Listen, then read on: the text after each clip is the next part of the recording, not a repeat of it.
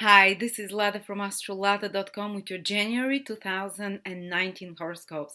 Happy New Year, guys! And this year starts with a sprint. This is the year numerologically of the number 3, and the number 3 corresponds to the planet Mars. And we start this year having to go very to mobilize our powers. We have no time to rest after the festivities. Mars year is going to be very dynamic with a lot of new beginnings, with a lot of initiatives that people will feel. And this year starts with 2 eclipses, guys. Wow. Eclipses are about fated events that turn our life around and place new beginnings and complete old programs, karmic programs in our life. And Mars is in Aries, making it very dynamic. Things will just come out of the blue, bam, bam, bam, bam. Wow, But I have a present for you for 2019. and you can go already on my website and see it's a Christmas present for you, 2019 presents. It's the free weekly transit calendar. Basically, you can go at any time and check what specific transits you're going to be having for the whole week ahead. Some people might have up to 20, 30 transits per week. And it says, like I've been writing it for 3.5 years with very detailed descriptions, practically what you expect. And this is so different because this is not a generic horoscope. Like you're not listening just for Aries, your sun sign, or Venus. This is like a professional astrologer does a reading. It's your specific transits. No one else in the world has the same transit at the same time as you, unless you have a twin born within 2-3 minutes from you. Otherwise, this is the real deal. No one is born with the same horoscope, and you will see a proper horoscope, and it's free, guys. If you want a month or a year, you can update the version, but otherwise, I'm giving it to you for free. I'm so excited. There is no such available tool for free. There is no such available free software online anywhere with so much information unless you pay or you have a professional astrology program. So there you go. Go and check it out. Plus, I have prepared for you for January 140 pages report for everything important that's happening for all the 12 signs inside, for every important astrological event, what you can expect. So if you want to get it, it's just $7.99 for the whole of January. I also have February ready for you. It's very professional astrology with very practical advice as well. It's like an in-depth calendar, almost like a book for the whole month, day by day. All right. And also don't forget my my yearly 2019 videos are out. You can get them 1.5 hours. Also the written ones, you can get them, and the calendar, 2019 calendar. And we have a retreat in the summer. My first retreat in Bulgaria for 4 days. Will be quite a few astrologers there. Nicola Stojanovic is the main one, and me as well.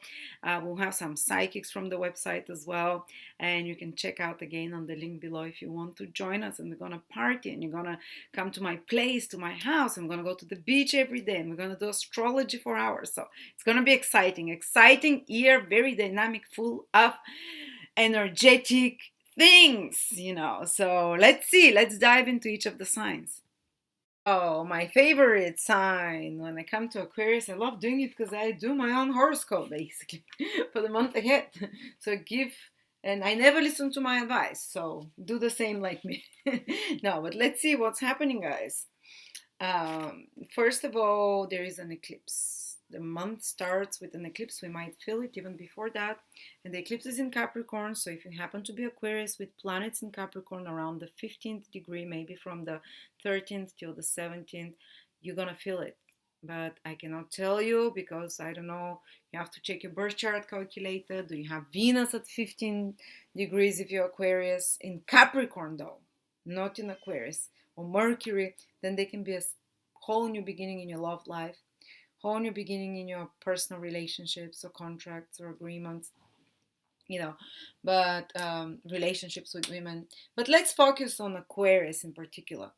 So if your sun, moon, or ascendant is in Aquarius, the eclipse is happening in your 12th house. And this eclipse urges you and pushes you to pay attention and to start some new beginnings. Solar eclipses are about new beginnings that last for 6 months. Usually there is new moon every month, which affects us for about 2 weeks considering some new aspects of certain area in our life. But when it's an eclipse, it happens only once every 19 years that there is this kind of eclipse. in your, or let's say every 9 years, when the nodes come back there. And so this is when the really big changes, you can really transform that area of your life when there is an eclipse. And the 12th house is about, first of all, how we relax. And the 12th house is also about how we let go. So they can be like a new beginning that you're going to integrate and that you're going to implement into your life for the next 6 months, that involves new methods of relaxing, new methods of letting go, new methods of escaping reality. And there might be the need of some kind of a sacrifice that you have to make, because it's with the south node, this solar eclipse. South node means you make some personal sacrifice. You can feel like there is some loss happening. You might, for example, decide what is a crutch for you that you escape reality with. Is it sweets, or is it porn, or is it, some kind of self-undoing behaviors that can be addictive, and there are other healthy ways of escaping reality, but this eclipse wants to release you from the unhealthy ones. Or is it alcohol, or whatever it is, smokes, you know something that makes you loosen up, something that makes you relax. Well, you might have to sacrifice something, because the south node removes some way of that you relax, that you kick off, kick back, but because there will be a new one that's coming, that you will be building upon with determination, grim determination, because Saturn is also there. Because you're like, okay, enough. I've succumbed to that self-undoing behaviors for long enough, or to this kind of easy way out for long enough. Now, with grim determination, I'll start a new beginning in ways to find to relax. You might start, for example, a new meditative um, routine. This is fantastic for this 12 houses, connecting with the invisible worlds. What is, and recharging, resting. What is the best way to rest? They say people that meditate don't even need to sleep if they meditate correctly. So sleep and meditation is connecting to the invisible worlds to recharge, but it feels like we're inactive during that time. So you might, this for some of you might be a fantastic time for spiritual practices that will develop over the next few months. And because South Node is about moksha, liberation, spirituality as well, fantastic new beginnings with the South Node, which is connected to releasing old patterns, and to spiritual methods of some sort, through self-sacrifice as well, through detachment. South Node is detachment. Meditations and other spiritual practices are exactly that.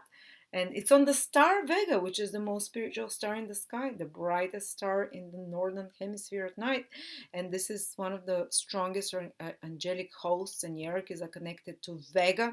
So this will have very liberating influence to some of you, that they're able to give up and to release some self-undoing habits and appropriate new ones, of coping with the hard reality of recharging themselves, uh, but it will require efforts, or because Saturn will force you into it, or because your inner authority pushes you in that direction, or because like karma pushes you in that direction, or some kind of a unfortunate event, or because you just kind of, you need to, you kind of, Saturn is willpower, and this also, there's an element of completing old karma, because, and starting a new beginning, because the South Node and Saturn, they rule the old karma, and there is an eclipse that they're with, and it's in the 12th house of past lifetimes and karmic cycles that we're not aware of, that are part of our program. Like, for example, someone who is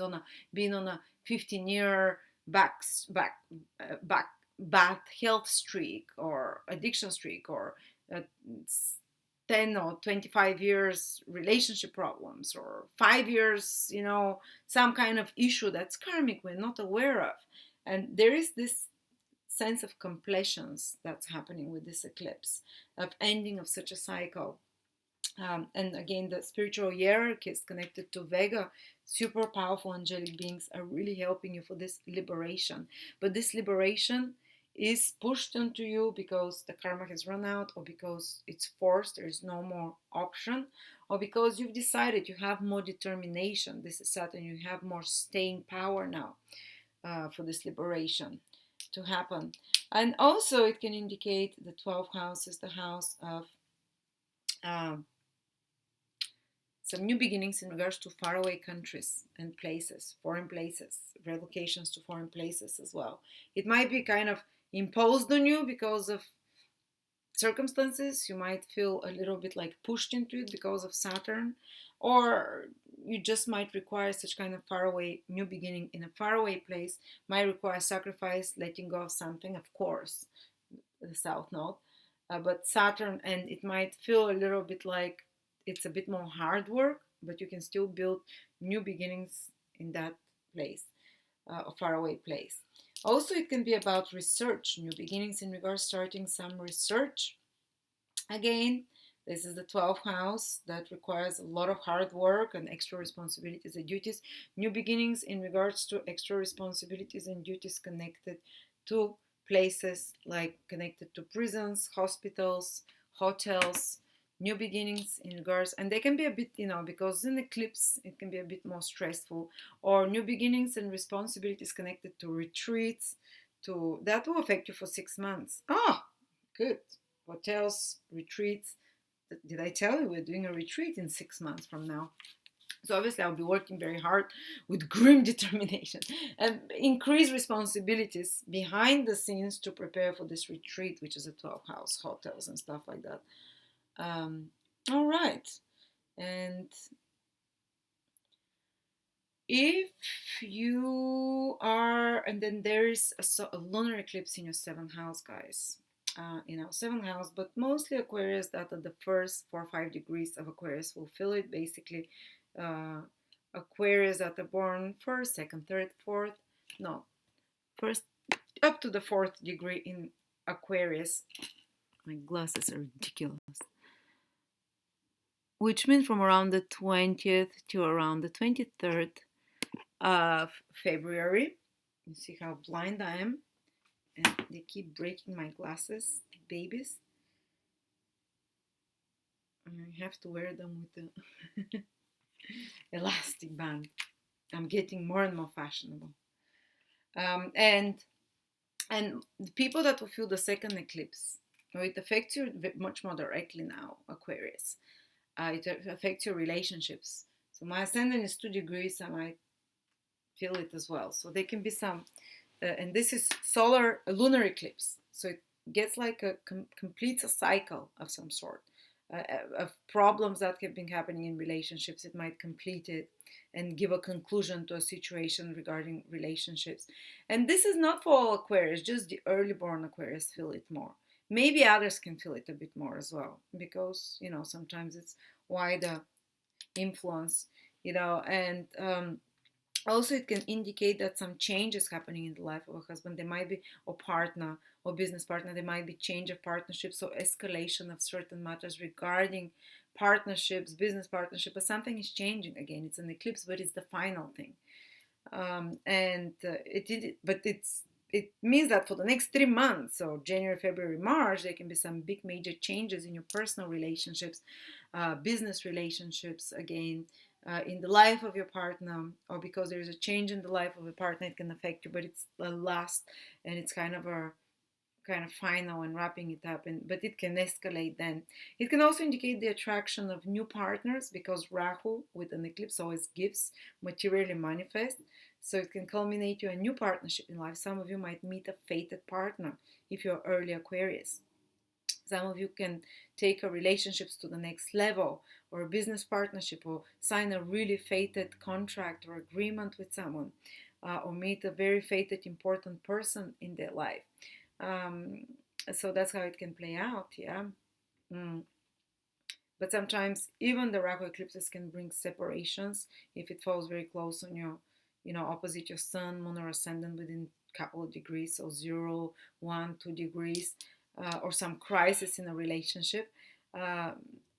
It's the nature of eclipses, so they have to be a bit more careful even with their health, because it's opposite their ascendant exactly. But usually it can mean eclipse with Rahu that whatever happens in your relationship, you have to benefit from it in some way.